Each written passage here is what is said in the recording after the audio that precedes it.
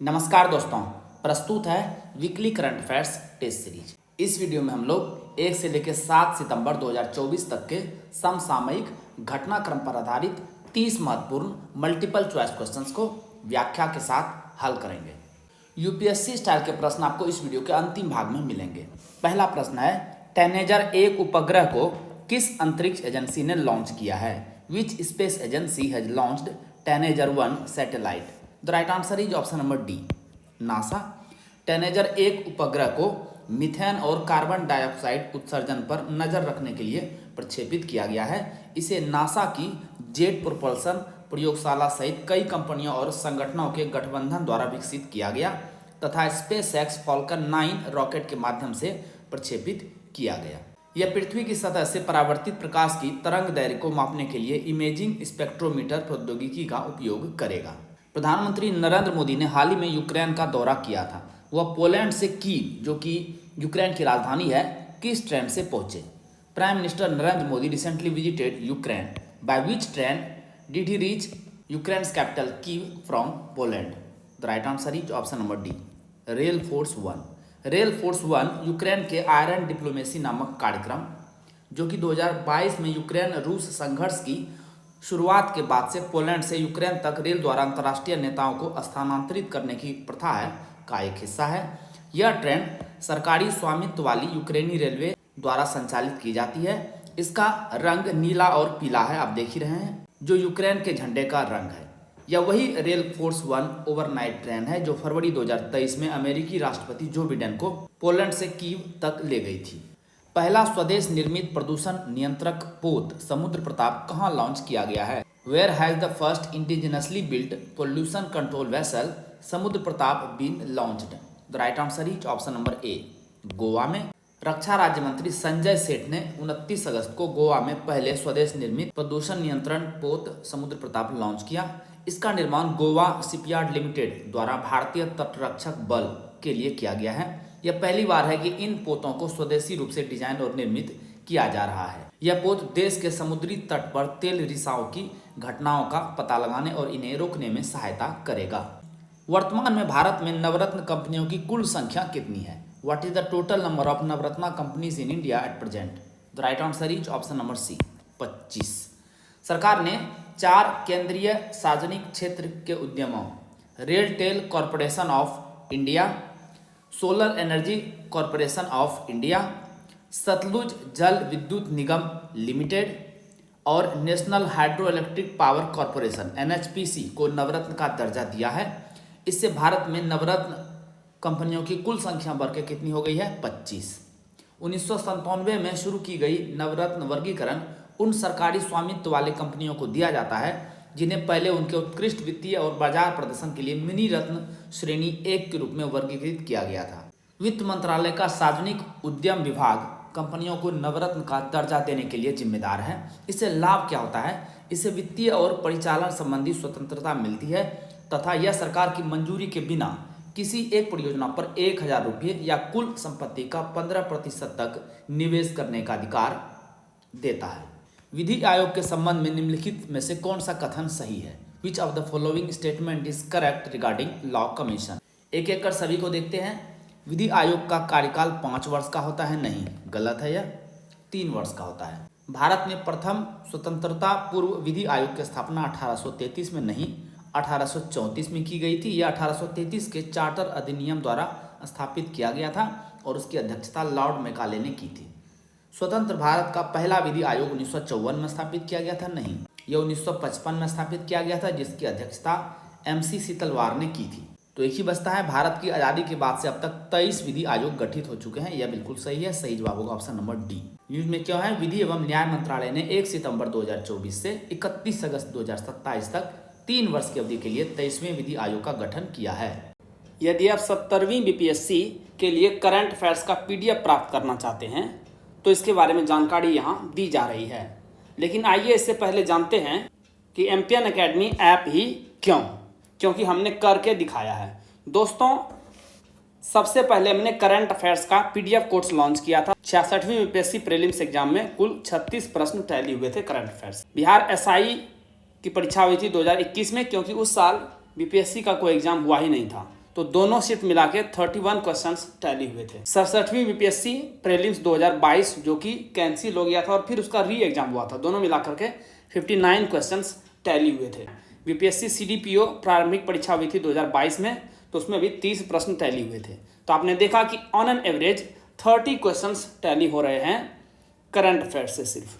उसके बाद 2023 में हमने diamond static GK test series course launch किया करंट अफेयर्स के अलावे, तो परफॉर्मेंस 30 से बढ़ करके ऑलमोस्ट 45 हो गया है 68वीं और 69वीं में। तो आपने देखा 4 साल 6 exam, consistency at its best. इस बार हमने लॉन्च किया है एनसीईआरटी टेस्ट सीरीज सबसे पहले, और अब आ गया है डायमंड स्टैटिक जीके नोट्स भी, यानी प्रीलिम्स के लिए फुल कोर्स रेडी है हमारा। तो इस बार का 70वीं बीपीएससी का प्रीलिम्स का टारगेट रहेगा 120 आउट ऑफ 150।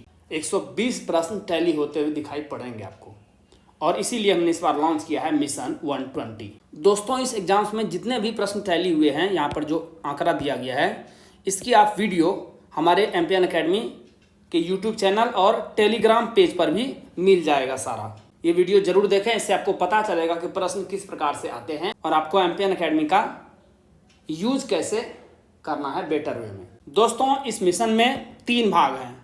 सबसे पहले करंट अफेयर्स का पीडीएफ, जो कि सबसे पहले कोर्स लॉन्च हुआ था, वो अभी भी चल रहा है।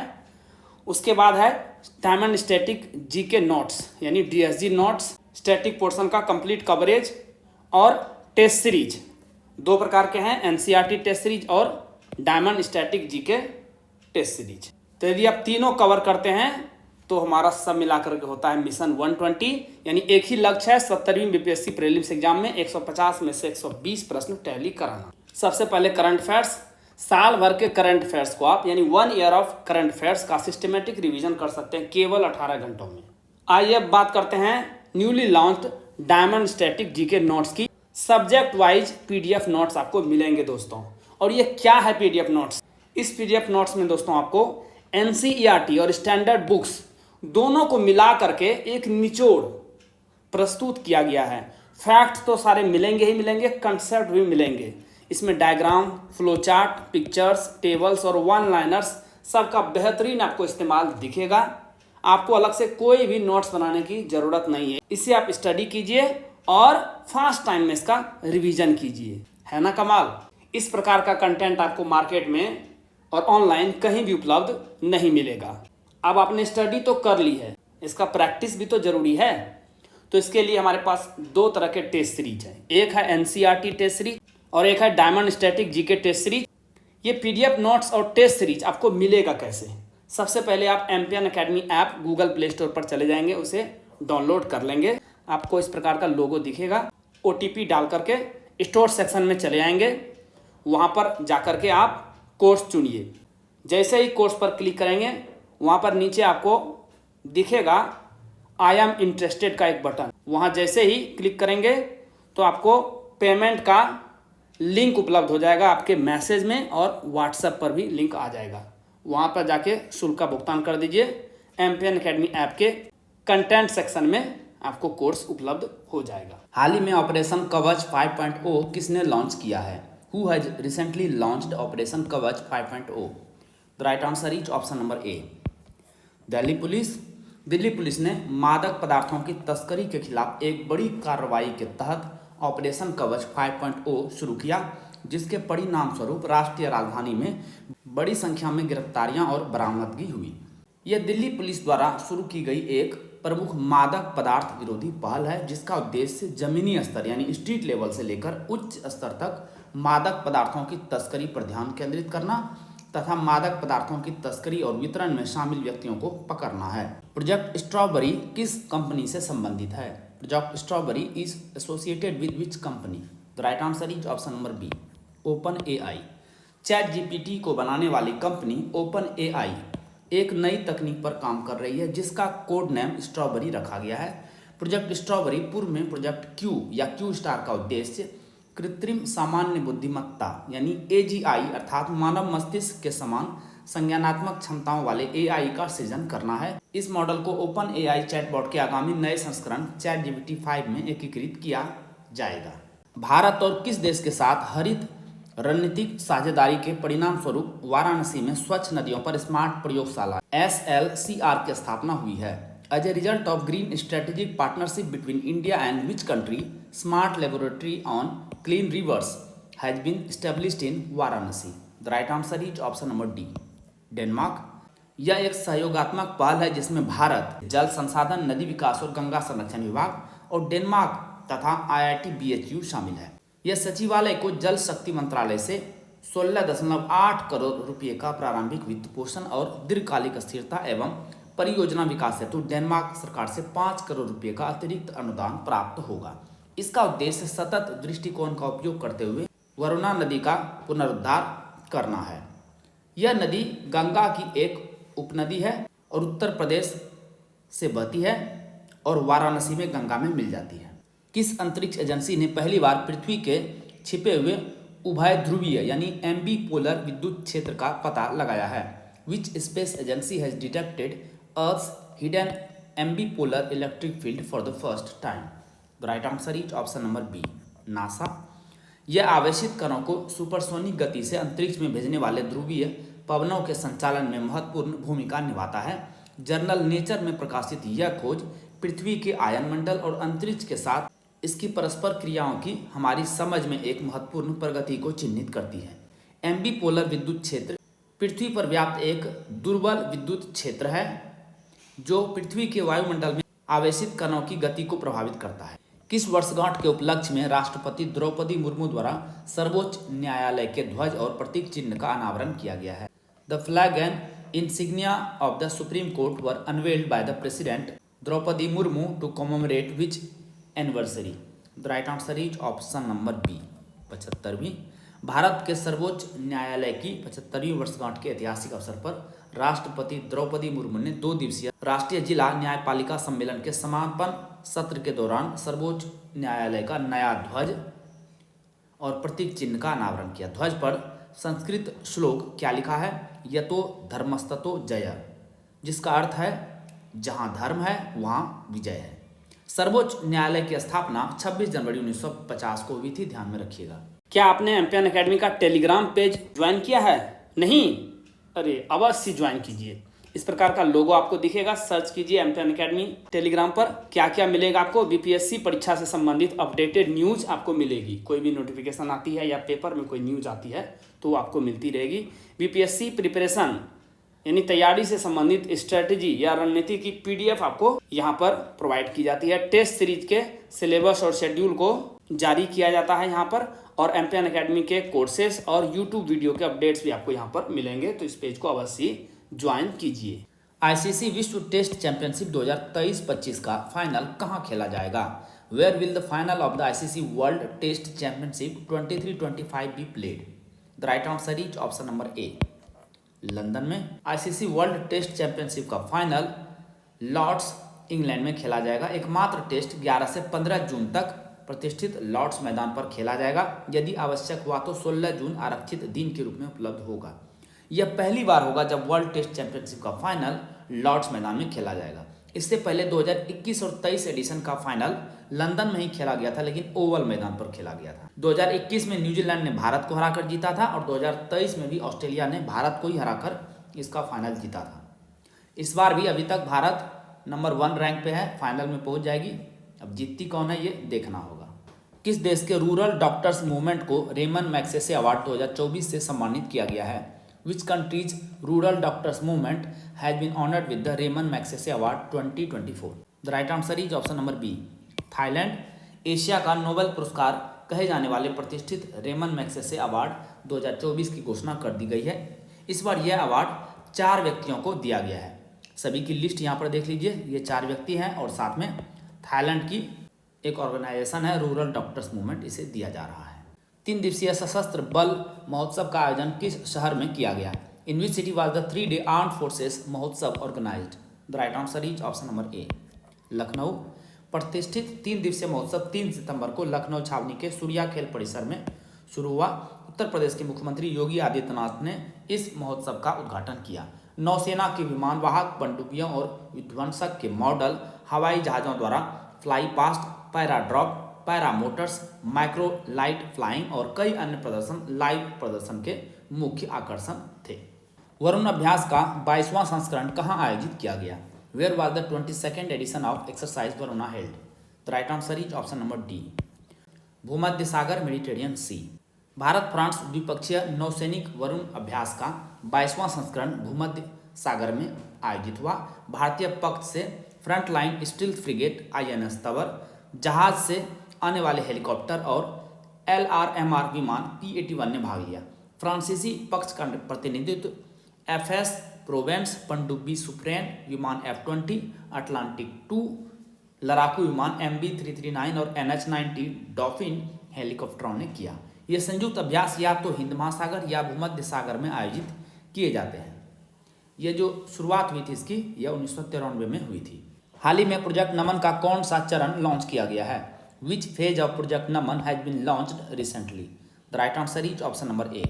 पहला, भारतीय सेना यानी इंडियन आर्मी ने army wives welfare association AWWA की अध्यक्ष सुनीता द्विवेदी के साथ सेनाध्यक्ष जनरल उपेंद्र द्विवेदी की उपस्थिति में प्रोजेक्ट नमन का पहला फेज लॉन्च किया।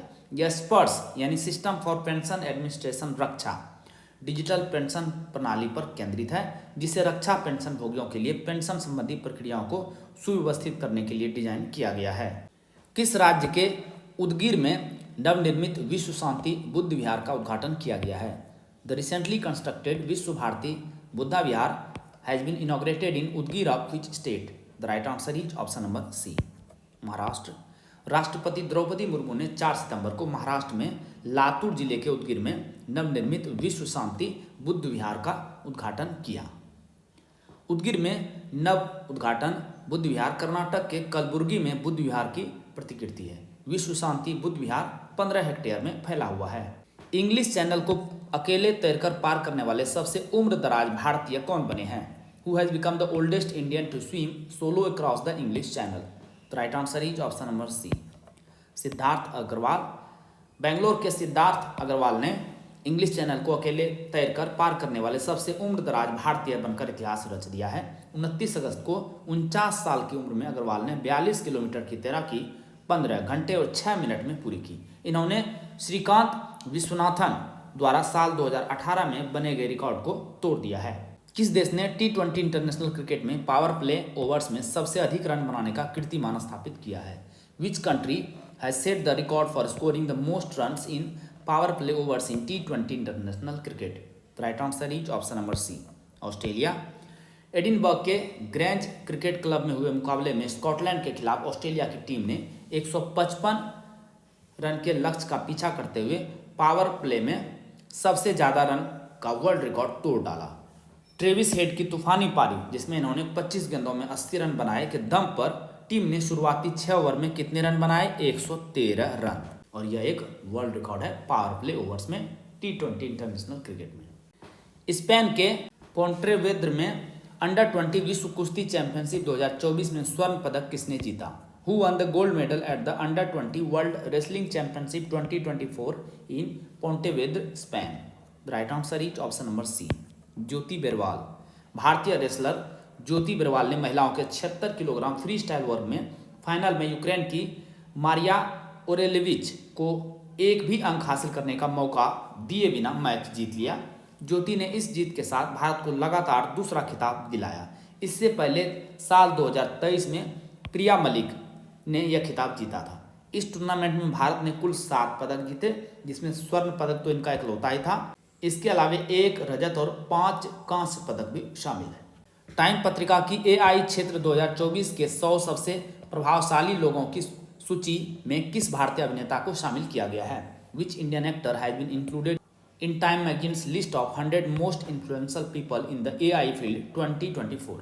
The right answer is option number A, Anil Kapoor.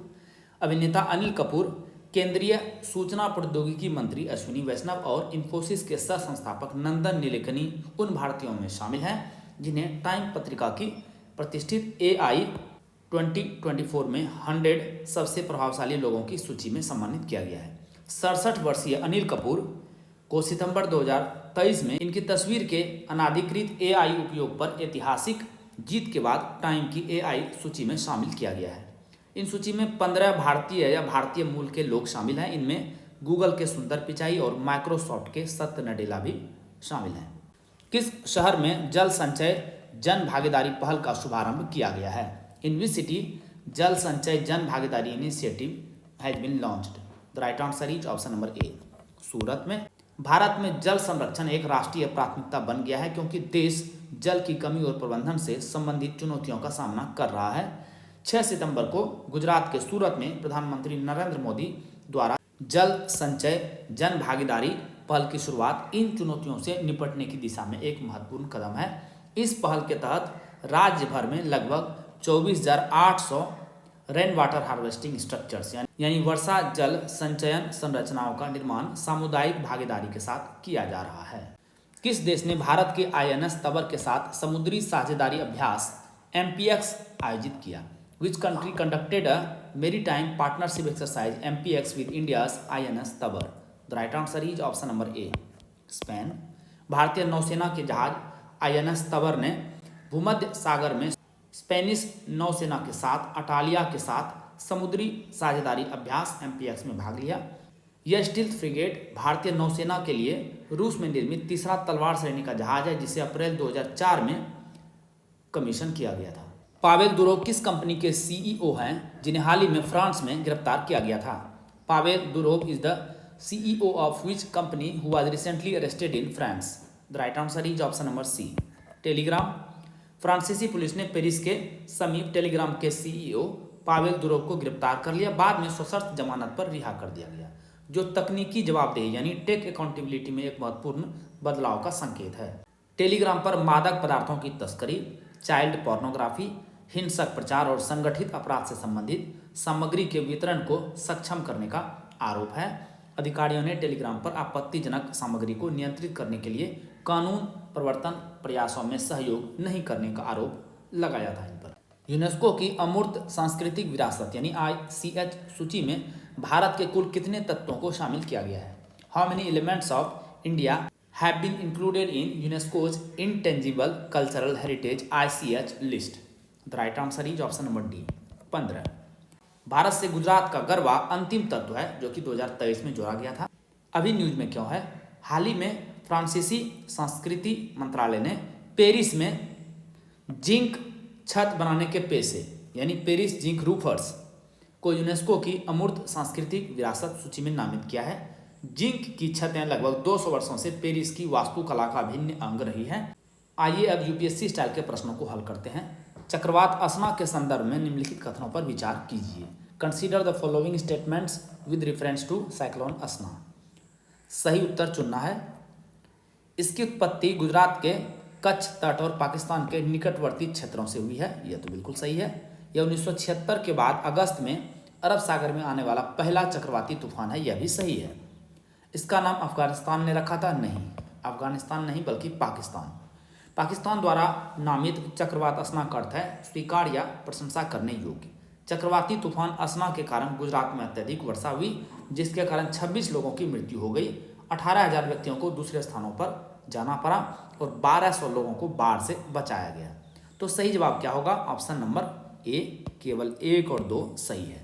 चीन अफ्रीका सहयोग मंच शिखर सम्मेलन के बारे में निम्नलिखित कथनों पर विचार करें। Consider the following statements about forum on China Africa cooperation summit. सही उत्तर चुनना है।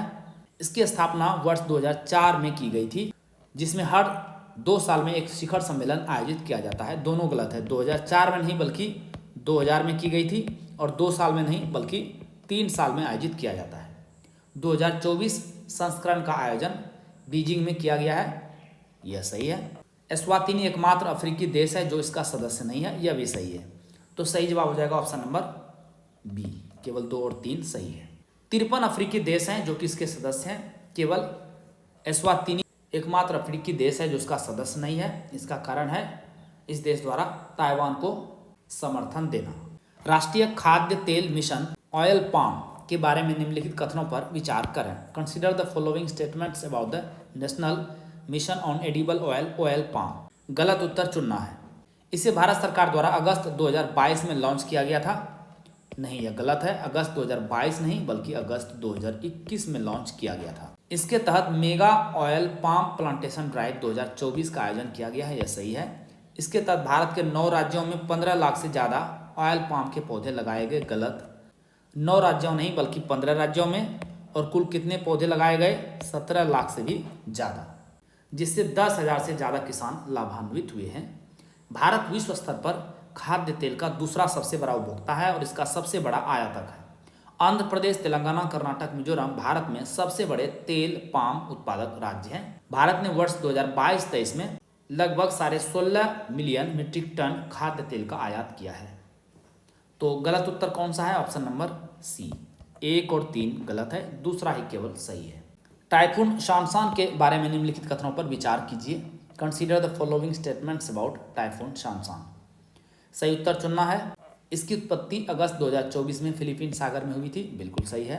यह जापान का वर्ष का सबसे शक्तिशाली तूफान था जिसने देश के दक्षिण पश्चिमी क्षेत्र में दस्तक दी, जिससे मूसलाधार बारिश हुई और 252 किलोमीटर प्रति घंटे की रफ्तार से हवाएं चली है, यह सही है।